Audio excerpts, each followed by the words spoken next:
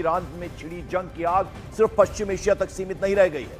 ये जो संघर्ष है, इसकी लपटें अब पाकिस्तान तक डर और बेचैनी के रूप में महसूस की जा रही है। इस्लामाबाद को ऐसी आशंका है कि अगर ये युद्ध और फैलता है तो इसका असर सीधे उसकी सीमाओं और उसकी आंतरिक सुरक्षा पर पड़ सकता है। पाकिस्तान के डिफेंस मिनिस्टर ख्वाजा आसिफ खुद इसे अपने देश की तबाही का ट्रेलर बता चुके हैं, तो वही राष्ट्रपति आसिफ अली जरदारी भी संभावित क्षेत्रीय टकराव को लेकर चेतावनी दे रहे हैं। सवाल यही है कि क्या ईरान की जंग पाकिस्तान के लिए नई मुसीबतों का दरवाजा खोल सकती है?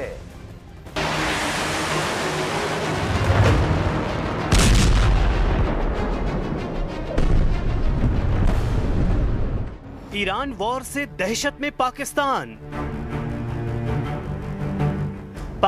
को सता रहा है हमले का डर। क्या ईरान युद्ध इस्लामाबाद की तबाही का ट्रेलर है?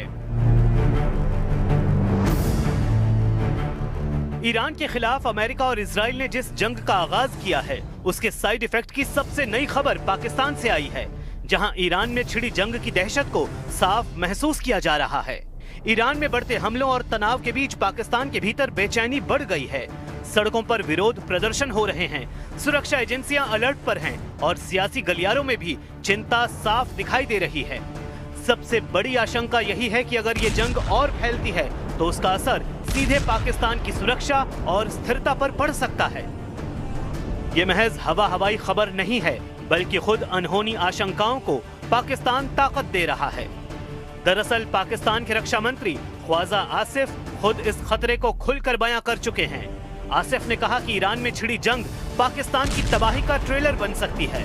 उनका आरोप है कि इजराइल ने ईरान पर जबरन युद्ध थोपा है ताकि इसका असर पाकिस्तान की सीमाओं तक पहुंचे। आसिफ ने इसे ज़ायोनिज्म एजेंडा बताते हुए चेतावनी दी है कि इससे पूरे इलाके की रणनीतिक तस्वीर बदल सकती है। पाकिस्तान की इस दहशत के पीछे उसकी भौगोलिक स्थिति भी बड़ी वजह है। पाकिस्तान और ईरान के बीच करीब 900 किलोमीटर लंबी सीमा लगती है, जो बलूचिस्तान के बेहद संवेदनशील इलाके से गुजरती है। इस सीमा के दोनों तरफ पहले से ही उग्रवाद, तस्करी और अलगाववादी गतिविधियां मौजूद रही हैं।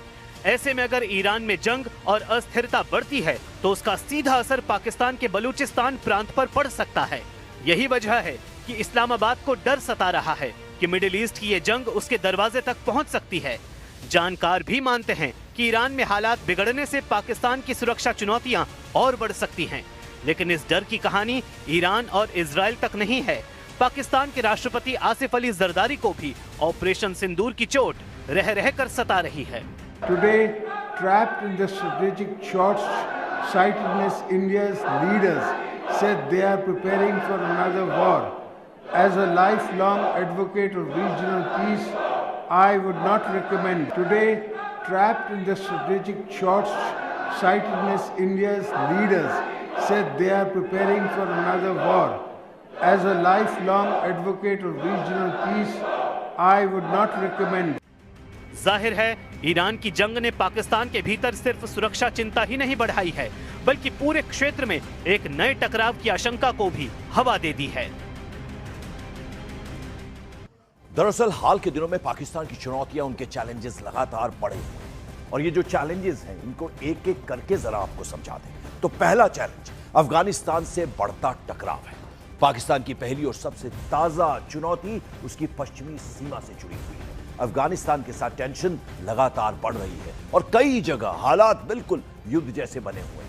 पाकिस्तान की सेना ने सीमा पार आतंकी ठिकानों को निशाना बनाने का दावा किया, तो वहीं दूसरी तरफ अफगान तालिबान भी जवाबी कार्रवाई की चेतावनी दे चुके हैं। और दूसरा बड़ा चैलेंज है ईरान में छिड़ी जंग।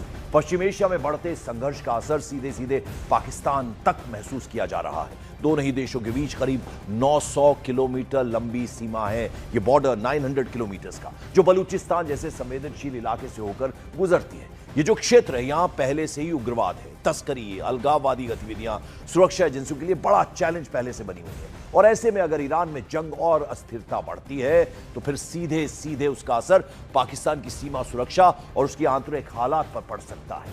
और यही वजह है कि जो कैपिटल है इस्लामाबाद, वहां इस संघर्ष को लेकर बेचैनी और चिंता साफ नजर आ रही है। इस बीच आपको बता दें, इजरायली सेना ने लेबनान में हमले का दावा किया है। हिजबुल्लाह कमांड हेडक्वार्टर को निशाना बनाया गया है। लेबनान में 500 से ज्यादा ठिकानों पर हमले के ये दावे हुए हैं। 10 हाई राइज इमारतों पर भी ये हमला हुआ है। तो जबरदस्त तरीके से इजराइल लेबनान पर हमले कर रहा है। तस्वीरें हम आपको दिखा रहे हैं, बेहद डरावनी ये तस्वीरें हैं। 500 से ज्यादा ठिकानों पर एक साथ ये हमले हुए हैं और 10 हाई राइज जो बिल्डिंग्स हैं, इमारतें हैं, उन पर भी हमला है। उसकी तस्वीरें हम आपको दिखा रहे हैं। आप देखिए किस तरह से धुएं का गुबार आसमान तक उड़ता हुआ साफ देखा जा सकता है। और ये जो इलाका, इसमें बहुत सारी हाई राइज इमारतें एक साथ नजर आ रही हैं, लगभग झुंड उनका नजर आ रहा है। और यहीं इस हिजबुल्लाह का जो कमांड हेडक्वार्टर है, इसे निशाना बनाया गया है। 500 से ज्यादा ठिकानों पर हमले का दावा किया जा रहा है और 10 यहां पर, जैसा हमने आपको बताया, हाई राइज इमारतें हैं जिन पर भी हमला किया गया है। वो टारगेट कौन कौन सी जगह की गई हैं, वो तस्वीरों के जरिए हम दिखाने की कोशिश कर रहे हैं। एक के बाद एक यहां हमले हुए हैं और 500 से ज्यादा जो ठिकाने हैं उन पर ये हमले हुए हैं। हिजबुल्लाह कमांड हेडक्वार्टर को निशाना बनाया गया है।